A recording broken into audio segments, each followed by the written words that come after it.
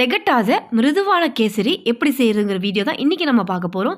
வாங்க இப்போ எப்படி செய்யறதுன்னு பார்க்கலாம். நம்ம வீடியோக்குள்ளே போகிறதுக்கு முன்னாடி என்னோட சேனலை ஃபஸ்ட் டைம் பார்க்குறவங்களா இருந்தீங்கன்னா என்னோட சேனலை சப்ஸ்கிரைப் பண்ணிக்கோங்க. வாங்க இப்போ எப்படி செய்யறதுன்னு பார்க்கலாம்.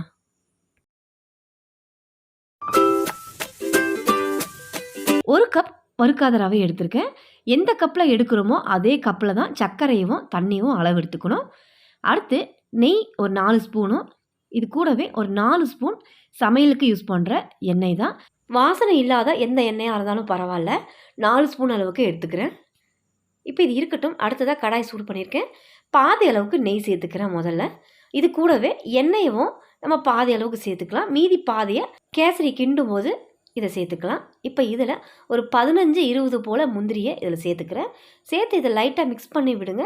ரொம்ப செவக்காமல் ஓரளவுக்கு நல்லா செவந்து வந்ததும் இதில் திராட்சையை சேர்த்துக்கலாம். அதுவும் ஒரு 20 போல் திராட்சையை சேர்த்துக்கிறேன். திராட்சை சேர்த்ததும் நல்லா எழும்பி வரும். நல்லா உப்பலாக அந்த திராட்சை நல்லா இந்த மாதிரி கிடைக்கும். இப்போ இந்த அளவுக்கு வந்ததும் இதை எடுத்து பிளேட்டுக்கு மாற்றிடுங்க.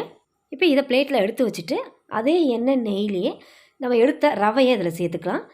இப்போ இந்த ரவையை இந்த நெய் எண்ணெயில் நல்லா வறுபட்டு எடுத்துக்கலாம். கலர் மாறக்கூடாது, நல்லா வாசம் வரணும். வாசம் வர்ற வரைக்கும் இந்த ரவையை நல்லா வறுத்து விட்டு எடுத்துக்கோங்க.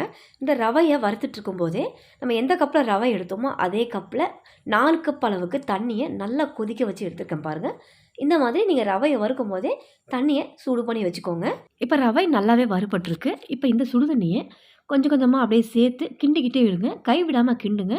விட்டு விட்டு கிண்டுனீங்கன்னா கட்டி விழுந்துடும். நல்லா கொதிக்கிற தண்ணியை இந்த ரவையோடு சேர்க்கும்போது ரவையும் அந்த நெய்யில் நல்லா வறுபட்டதும் அந்த ரவை பார்த்திங்கன்னா குழைவு தன்மை இல்லாமல் நல்லா பொழு பொழுன்னு கிடைக்கும். அதுக்காக தான் நம்ம ஹாட் வாட்டராக சேர்த்துக்கிறோம். இப்போ இதை நல்லா சேர்த்து 2 நிமிஷம் நல்லா இதை மிக்ஸ் பண்ணி விட்டிங்கன்னா அந்த தண்ணி நல்லா இழுத்து ரவையும் நல்லா வெந்து நல்லா பொழு பொழுன்னு கிடைக்கும். இந்த மாதிரி பொழு பொழுன்னு இருந்தால் தான் கேசரி வந்து ஆறின பிறகும் சாஃப்டாக இருக்கும், ஹார்டாகாமல். இப்போ ஓரளவுக்கு தண்ணி இழுத்துருக்கு. இப்போ 1 நிமிஷம் போல் இதை மூடி விடுங்க. நல்லா ட்ரை ஆகி வரும் ரவை. இப்போ கிட்டத்தட்ட 1 நிமிஷம் போல் நான் மூடி வச்சுருக்கேன்.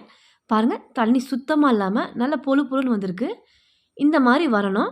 இப்போ இந்த நேரத்தில் சர்க்கரை ஆட் பண்ணிக்கலாம். நீங்கள் எந்த கப்பில் ரவை எடுத்தீங்களோ அதே கப்பில் 1.5 கப் அளவுக்கு நான் சர்க்கரை சேர்த்துக்கிறேன். இந்த சர்க்கரையோட அளவு சரியாக இருக்கும். நீங்கள் இனிப்பு கொஞ்சம் கூடுதலாக வேணும் அப்படின்னா 2 கப் அளவுக்கு சேர்த்துக்கலாம். இப்போ இந்த சர்க்கரையும் ரவையும் சேர்த்து நல்லா கிண்டி விடுவோம். நல்லா இலக்கு தன்மையாக வரும் சர்க்கரை சேர்த்ததுனால. நம்ம சேர்க்குற ரவைக்கு தகுந்த மாதிரி இந்த தண்ணியும் சர்க்கரையும் கரெக்டான அளவுகளோடு சேர்த்திங்கன்னா கல்யாண வீட்டுங்களில் கிடைக்கிற மாதிரி அந்த பர்ஃபெக்டான கேசரி கிடைக்கும். இப்போ நல்லா கலந்து விட்டுருக்கோம். நல்லா இலக்குத்தன்மையாக வந்திருக்கு பாருங்கள். இப்போ இந்த அளவுக்கு நல்லா மிக்ஸ் பண்ணி விட்டு எடுத்துட்டோம். இப்போ இதில் கேசரி கலர் ஆட் பண்ணிக்கிறேன். ஆரஞ்சு கலரில், ரெட் கலரும் இருக்கும். உங்களுடைய விருப்பம் தான், எது வேணாலும் நீங்கள் ஆட் பண்ணிக்கலாம். ஒரு 2 பிஞ்ச் அளவுக்கு மட்டும் சேர்த்து இதை நல்லா கலந்து விட்டுக்கலாம்.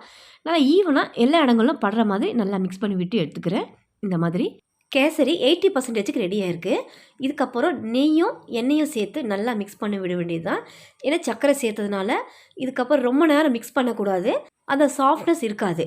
சர்க்கரை சேர்த்து நல்லா கலந்து விட்டு இந்த நெய்யும் எண்ணெயும் சேர்த்த பிறகு சரியாக ஒரு 2-3 நிமிஷம் நல்லா மிக்ஸ் பண்ணி விட்டு முந்திரி திராட்சையை சேர்த்து இறக்கணுன்னா பர்ஃபெக்டான கேசரி ரெடி ஆகிடும். இதுக்கு மேலே ரொம்ப நேரம் கிண்டுனா சர்க்கரையோட தன்மை இந்த கம்பி பதம் சொல்லுவாங்க பாருங்கள், அந்த தன்மைக்கு வந்துடும். அந்த தன்மை வந்துச்சுன்னா கேசரி வந்து ரொம்ப இறுகிரும். கேசரி எடுத்திங்கன்னா இந்த மாதிரி கடாயில் ஒட்டாமல் வந்திருக்கு பாருங்கள். இதுதான் பர்ஃபெக்டாக கேசரி ரெடியாக இருக்குன்னு நீங்கள் தெரிஞ்சுக்கலாம். இப்போ முந்திரி திராட்சை இதெல்லாம் சேர்த்துட்டு கூடவே வெள்ளரி விதை 1 ஸ்பூன் போல் சேர்த்துக்கிறேன். இப்போ இதை எல்லாத்தையும் நல்லா கலந்து விட்டு ஸ்டவ் ஆஃப் பண்ணிடலாம். அவ்வளோதான் ஃப்ரெண்ட்ஸ். கண்டிப்பாக இதை ட்ரை பண்ணி பாருங்கள். ட்ரை பண்ணி பார்த்துட்டு எப்படி இருக்குன்னு கமெண்ட் பண்ணுங்கள். இந்த வீடியோ பிடிச்சிருந்தா என்னோடய சேனலை மறக்காமல் சப்ஸ்கிரைப் பண்ணுங்கள். ரொம்ப பிடிச்சிருந்தா லைக் ஷேர் பண்ணுங்கள். தேங்க்ஸ் ஃபார் வாட்சிங்.